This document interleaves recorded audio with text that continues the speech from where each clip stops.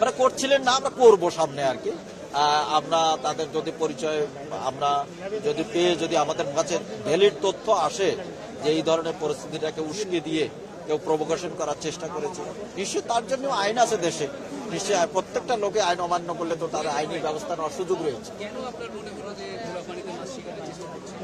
এইটা তো এরকম একটা পরিস্থিতি যখন অনেক লোকেই অনেক ধরনের তথ্য দেয়, তো নানান লোকে আমরা তো সকাল থেকে চেষ্টা করছি পরিবেশটাকে আপনার একটা মীমাংসার মাধ্যমে ছাত্রদের সাথে কথা বলে, এবং ছাত্রদের সকল দাবি দেওয়া কিন্তু মাননীয় ল অ্যাডভাইজার স্যার কিন্তু মেনে নিয়েছেন, সরকারের পক্ষ থেকে মেনে নিয়েছেন। তারপরে আর কিন্তু কোনো কথা থাকে না। ভেতরে তো ছিলেন আপনার আমাদের ল অ্যাডভাইজার স্যার, শিক্ষা উপদেষ্টা স্যার, প্রেস সেক্রেটারি। ধন্যবাদ আপনাদের। আমার নাম মোহাম্মদ মহিদুল ইসলাম, পিপিএফ। আমি এডিশনাল ডিআইজি। আমি আপনার ওই যে ডিসি উত্তরা হিসেবে কাজ করছি।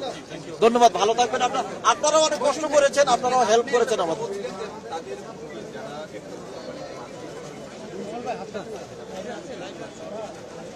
তার হয়তো দু একজন বেশিও হতে পারে, বলা যায়।